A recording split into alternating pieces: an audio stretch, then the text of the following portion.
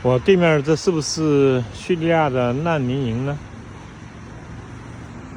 我们现在在这个开往安塔基亚叙利亚的边境，这好像是那个叙利亚土耳其境内的叙利亚的难民营吧。哇，都有空调，有卫星天线，这房间每个又不像又像。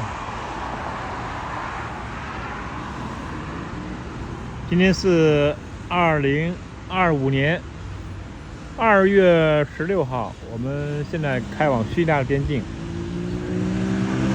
快到安塔基亚，争取明天进入叙利亚。